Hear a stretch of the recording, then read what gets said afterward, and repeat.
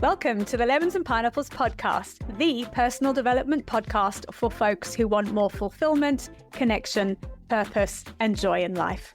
I'm your host, Emma O'Brien, a no-nonsense coach, a seasoned entrepreneur, photographer, rescue dog mum, and happy life enthusiast. Each week on the podcast, I share tools, tips, and strategies, amazing guest interviews, and uplifting conversations that will help you improve all areas of your life. Let's dive in.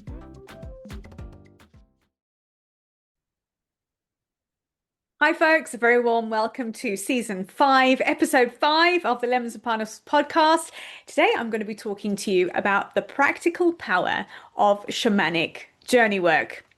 Now, if you had have asked me 3 years ago, Emma, do you ever see yourself becoming a shamanic practitioner or calling yourself a shaman? The answer would have been no. Are you insane? But it's how the path has evolved that I am on. It's how my life has kind of evolved. It's something I fell into and stumbled across, really. And it is a philosophy and a way of being that I find really appealing since I've started adding shamanism into my daily practice as a way of living my life. I'm a lot happier. I'm a lot more at peace with myself. I'm a lot more harmonious in most of the aspects of my life. So it's a really powerful thing for me to be talking about here. And I'm really excited that I've started to offer shamanic journey work for clients and soul retrievals and power animal retrievals, which I will tell you a little bit more about just now. But let's talk about what shamanism is to start off with before we dive into what journey work is. I think a lot of people hear the word shaman and think of feathers and smoke and being really weird. And possibly the first thing that pops into your mind is an image of a Native American person with a feathery headdress when you think of the word shaman. And to talk through kind of, it's always very interesting to talk about lineages of who's learning what from who. I have learnt shamanic practices from a shaman who has learnt from a Peruvian lineage. So a lot of what I will talk about in the work I do is the Andean medicine wheel. I'll talk about the 4 directions, but shamanism itself is a cross-cultural, ancient, nature-based healing practice that evolved prior to organized religion, which obviously just came in and smashed all the way through anything nature-based or indigenous or harmonious, because the two definitely don't gel. It was happening across the world way before organized religion arrived, and there has been evidence of shamanic practices in Siberia, in Europe, in Africa, obviously North and South America, Australia. It was a worldwide ancient philosophy.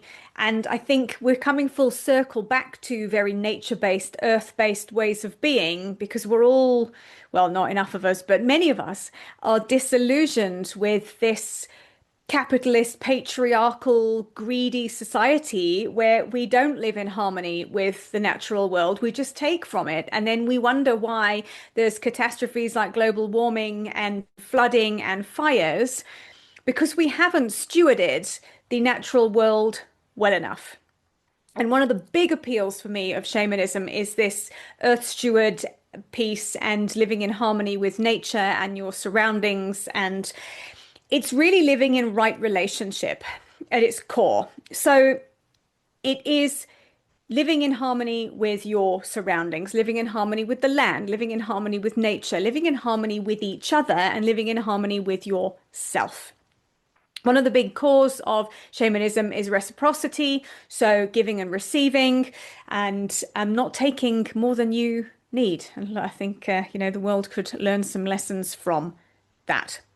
And when we come to digress slightly, when we come to actually how shamanism works as a practical philosophy for healing and helping people, it is a way of being able to work beyond your analytical mind, to access insight, to resolve imbalance, and to reconnect with your own innate guidance system.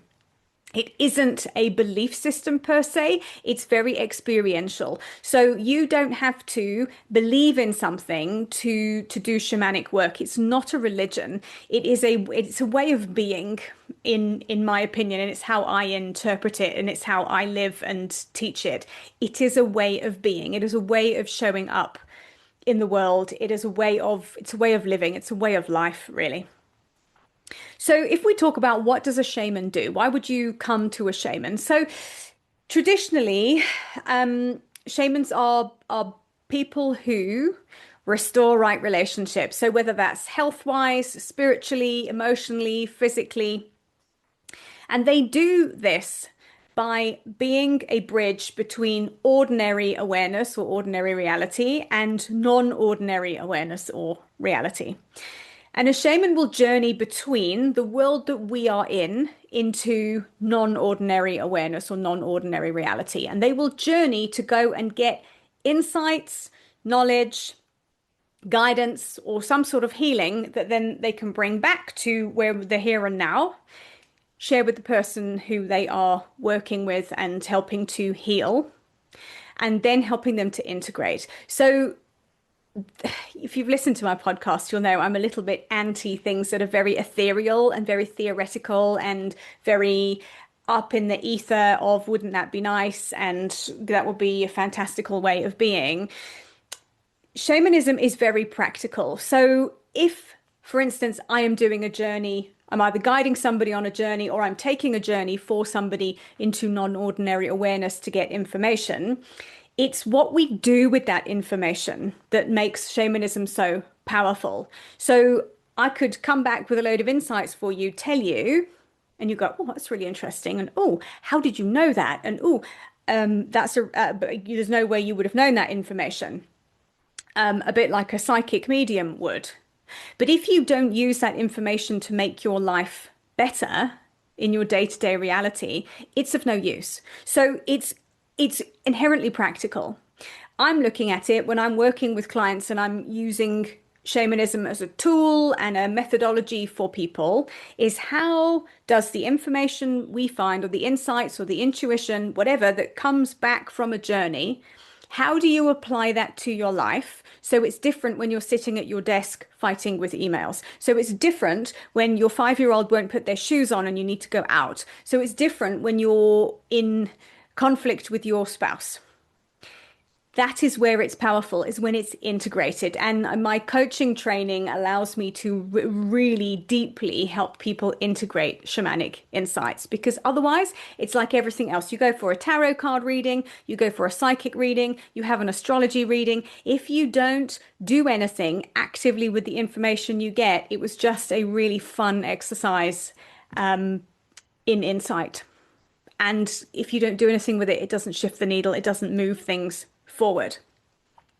So we can have a look at if a shaman journeys to non-ordinary reality. It can be as literal or as metaphorical as you want it to be. This is the thing. You don't have to believe that there is another reality that a shaman travels to, because we've got really no way of knowing actually what's happening. So shamans will journey to the lower world to go, and that's where we go and retrieve things, or the upper world, which is where their spiritual guides will often be and ancestors. So you can look at this as either literally journeying to those worlds, which is cool, or you can look at it from a metaphorical level of, if you're going to the lower world to find things that are lost, you're journeying into the unconscious mind. So whether you're guiding or I'm guiding a client to journey into their own unconscious mind and get insights, or whether I'm journeying on their behalf to go and get insights, we can look at it, we're journeying into your psyche. So you don't need to have an altered belief system to benefit from it. Because our unconscious minds work in metaphor, they work in imagery, they work in symbols, they work in feelings. And when you can bring that back for somebody, or somebody picks that up on a journey, and you can, it's about interpreting it. So a shaman isn't a guru. They're not doing the work per se for somebody. I think this is something I massively object to in spiritual terms, coaching terms. I think A lot of people outsource their power to a healer. They outsource their power to a coach. They outsource their power to somebody. And shamanism really puts you back in touch with your own insights, and a shaman will help you interpret that and integrate it. That's where the power lies with it. It isn't about somebody doing the work for you because nobody else can. So if we have a look at what's shamanic journey work, what does it mean if I say to you, I'm going to take you on a shamanic journey and we're going to go and uncover something? What the hell does that even mean? So it's a guided process, and either I will journey on your behalf or I will guide you to journey, and we'll go and see what we're looking for. So a journey always starts with an intention. What are we journeying for? So personally, I have used shamanic journey work really powerfully if there have been things that are blocking me. Often we can have a lot of intellectual insight about why we behave in a specific way, why we have a specific reaction to something, why something triggers us. We can kind of intellectually know this is why I'm blocked from making progress because I have low self-worth. So let's take that for instance. But insight isn't enough. Insight's 50% of the challenge. You know, self-awareness is really useful, but if you can't get past the insight, you can't instigate any sort of change. And shamanic journey work allows you really to go underneath that level of insight, to get past the resistance that you experience and have a greater understanding of perhaps where it came from. Sometimes when we know where something came from, we can go, oh, now I get it. It can give us an insight into just having a deeper understanding of something. And often when we fully understand something, we're able to go, actually, I'm going to choose not to do that anymore. I am going to be very conscious of choosing a different response in a moment. Or I am going to do some ancestral healing work. I am going to do some inner child healing work. It's a stepping stone into the next part of the journey of changing your life for the better in the way that you wish to change it. And what we're doing is we're digging into that subconscious level of our lives, whether we're in our subconscious mind, whether we're actually going to the lower world to go and find things, it doesn't really matter. What matters is the insight you get that you can interpret and then you can really integrate. So it becomes practical, it becomes an embodied shift. So for instance, I did a journey a while ago. I actually did three days of journey work. I mean, I was journeying for an hour. I wasn't journeying for 3 days, but I had a download of doing 3 days of journey work. And I was trying to get an understanding of how I was being blocked with making some progress in my business. No matter what I did, nothing shifted, nothing changed. It was really frustrating. And I did a journey that ended up with my grandma joining in. So again, when we come back to, did Grandma Al actually join me? Possibly. We're never really going to know. Or did she join me from the depths of my mind? It doesn't matter. What matters is I went on a journey and I got some really powerful insight that I am carrying a lineage, an ancestral lineage from Grandma Al and probably past Grandma Al of believing that women are worthless.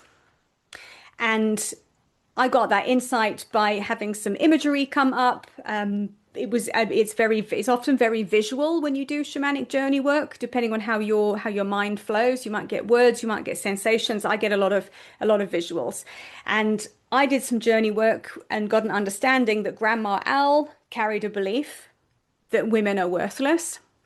And it made sense to me. And I thought, well, that's a belief that's been carried down. If I look at without oversharing too much of my family history, but if I look at what's transpired in relationships, in work situations, in financial situations with my grandma and my mother and me, it makes perfect sense that I'd also be carrying the belief women are worthless. And having an understanding that I've got this belief, it isn't actually mine, but I'm carrying the lineage of it.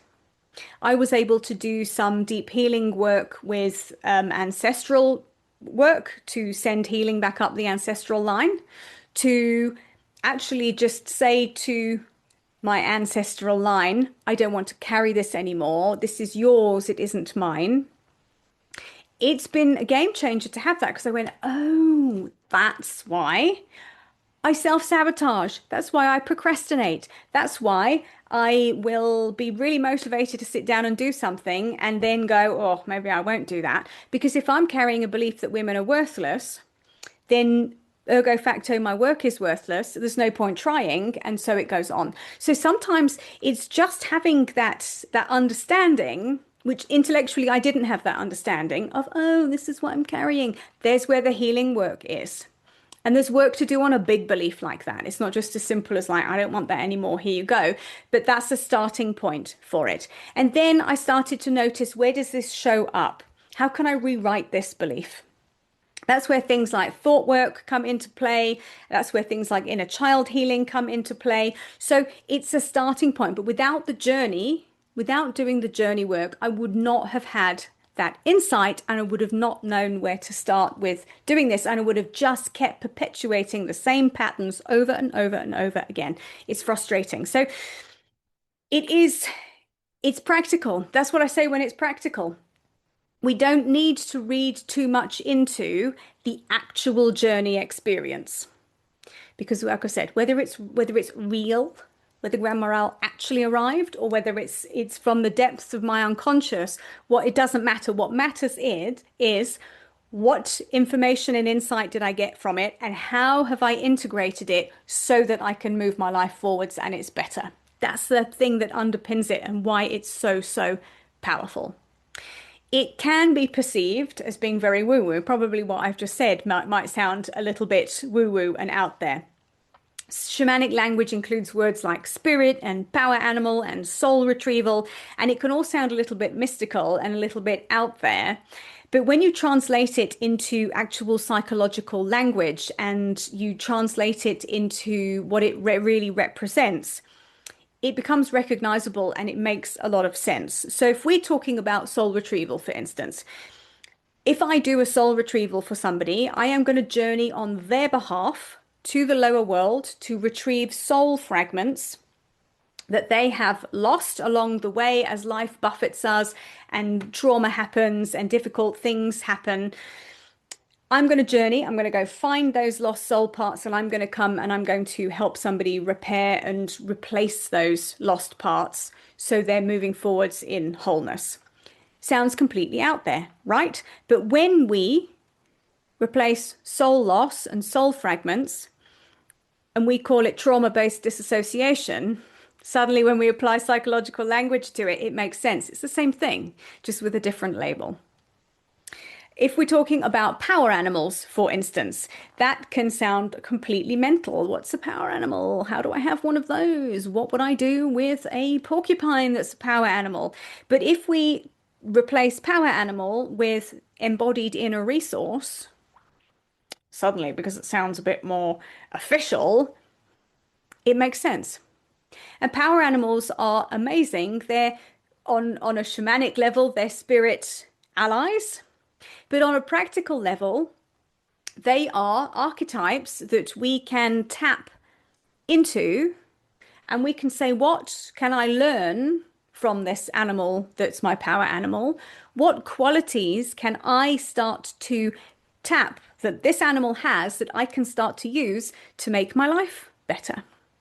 So I think I just threw porcupine out there randomly. So if your power animal was a porcupine, and you are somebody who's a people pleaser and you're somebody who's constantly fawning because you're too frightened to stand up for yourself because you're worried about disappointing people or you're worried about getting shouted at, if you tapped porcupine, porcupine has an amazing defense system. It's covered in quills. So from the front, they're super sweet. But if one reverses into you at speed, you're going to stay away. So how could you tap porcupine's amazing defense strategy and its ability to stand up for itself when it needs to? So if you're working with the qualities of porcupine, it's amazing. How can you use the qualities of porcupine to change your behavior in a situation where normally you would roll over and not stand up for yourself?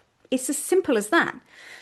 So a power animal retrieval will be something that I would guide a client on. I'll take them on a journey, I'll guide them, and I'll help you retrieve a power animal, and then we can start to talk about how would you tap the qualities of this animal? How do you integrate that into your everyday life? Really powerful, but it's really simple and it's really practical. So the thing I haven't talked to you about, I've got a bit of a list here. I'm trying to stick to my script, but I'm not winning, is what exactly happens with a shamanic journey. So I will use, whether I'm journeying or whether I'm guiding somebody on a journey, I will drum or rattle. And the thing with drumming or rattling is it starts to, when your mind focuses on the drumming or the rattling, it puts you into a theta brainwave state. So people will talk about entering a trance or going into non-ordinary reality. And I think when we picture people in a trance, we kind of picture people who are high on drugs at a rave who, you can't get through to. And that is not what happens with a shamanic journey. So if I'm journeying, I will be drumming. I will close my eyes and I will allow myself to focus on the drum beat. So it just relaxes my mind a little bit. So I'm a bit more open to being able to travel deep into my psyche and go and find whatever I need to find. I will journey with an intention. So what's the intention of the journey? I will drum or rattle. But at any time, I can stop drumming, open my eyes, and be back in the room. I'm not disappearing off anywhere. There's nothing kind of crazy about it. You don't lose control, you don't lose consciousness. It isn't like taking psychedelic drugs where you're going to be ejected into a different stratosphere. It's not. But it is calming your brain down. So it's like a guided meditation, essentially, but it just goes a little bit deeper. So it's very safe. There's nothing kind of mystical or strange about it. And again, to come back to how do we put this into practical terms, nobody really questions hypnosis anymore, or various forms of therapy where somebody is doing rapid eye movement therapy. Shamanic stuff is in the same realms as those kinds of things. So it isn't as strange as perhaps we'd all been kind of led to believe, to be honest. So, and what we'll do is if I've done guided somebody on a journey, I will, as I'm drumming and rattling and I'm guiding the person on their shamanic journey and I'm helping them kind of get to where they need to go, we'll open the door for spirit guides to arrive, or messengers to arrive, or messages from your psyche to arrive. I will have the client just tell me whilst they're journeying what's coming up for them. And then when we've completed the journey and we've come back and we're both back in the middle world, we've stopped drumming and we're all back in our normal consciousness, we'll unpack what's come up. And I will guide my client to interpret what they have found, what it means, what it's a metaphor for. Our minds work in metaphor and they respond really well to metaphor and stories. So we can start to unpack what's happening. And why this shamanic work is so good for helping to heal trauma and helping to heal, it is trauma, but big T and little t trauma. We don't have to go into the traumatic event. I'm never going to take somebody back to something awful that's happened to them in a journey and unpack it. I am not qualified to do that, and it would be unethical, and it's not necessary to do that. But we might have a look at if something traumatic has happened, we often end up there are parts of us that are exiled. So if you're familiar with internal family systems work, shamanic work dovetails beautifully in with that. So we talk about soul loss. We talk about if you were, for instance, as a child, you were a child that loved to dance and sing and spring around and just completely enjoy your beingness of being, and somebody told you you're too noisy, stop dancing. You will, as that small human, have that part of you that danced and the part of you that sang and the part of you that enjoyed life will have been silenced by a comment like that. and it will have been put into the depths of your psyche. We can't dance because we get shouted at, nobody appreciates it. It's not safe to do that. I'm punished if I dance. So, shamanic journey work, soul retrieval work is about going to find and reconnecting yourself with the parts of you that love to dance and bringing those back. How do you integrate that part of you back into your life so you can start to enjoy things more? But we don't have to go back to the initial traumatic event where you were shouted at. We don't have to go and relive things. We're just going to go and find the bits that are missing, the bits of you that you have become disconnected from. So powerful for that. So powerful. It's why I love it so much as a modality, because it doesn't mean re-traumatizing anybody. It doesn't mean reliving horrible experiences. It just means you can get the best bits of you back. You can start to get an insight of where there's some healing to do. You know, shamanic journey is not a cure-all. It's often the starting point for a bigger inner work journey that moves you forward in a really positive way. I think I've probably covered it accurately there. I've jumped around a little bit, but hey, if you've listened to the podcast for a while, you'll know it's like a stream of consciousness, and that's completely okay. So if this has piqued your interest and you have perhaps got patterns that you know you run in your life, behaviors that you know you repeat, relationship situations that keep coming up again and again, different people, different outfits, different scenarios, but you go, oh, this is familiar. I think I've been here before. Shamanic work is a really great way to start changing those things. I've said it before, I'll say it again. Insight is half of what we need. We can have all the intellectual awareness of a pattern we repeat, of a behavior we do, of a belief that we've got, of a trigger that we have. We can know about it, we can be aware of it, but often we can't change it because we have to go deeper. We have to go underneath the level of intellect to change a deeply ingrained thing. And this is where journey work is so freaking powerful, and it's why I love it so much. So if this has piqued your interest, I have two invitations for you. If you would like to experience a shamanic journey, you can book via the link in my show notes. I offer one-on-one hour-long sessions. They're super affordable, so you can go and have a look at that. There's a link in the show notes. If you feel quite cool to have a soul retrieval done, which is a bit of a deeper dive, and that's where I will journey for you. I won't guide you on a journey. I will do the journey work for you. It's a bit more intense. Again, super powerful. I've seen people have massive shifts when they have their lost soul parts retrieved and handed back and integrated back in. Super powerful. And if you are curious about what your power animal is and you'd like a power animal retrieval, you can also book one of those. That's where I will guide you to go and meet your power animal, and then we'll have a look at how do we integrate that power animal's qualities into your everyday life. So you can find all of that in the show notes. You can book straight away into my schedule there. If you are in Johannesburg and you would like to experience this work in person in a really amazing weekend retreat setting, I'll invite you to join me for Weaving a New Way on the 14th and 15th of March. That's happening at Windrush Studio in Fourways. And I'm going to be taking you through the Andean medicine wheel, and we're going to be working through the 4 directions and the 4 archetypes: serpent, jaguar, hummingbird, eagle.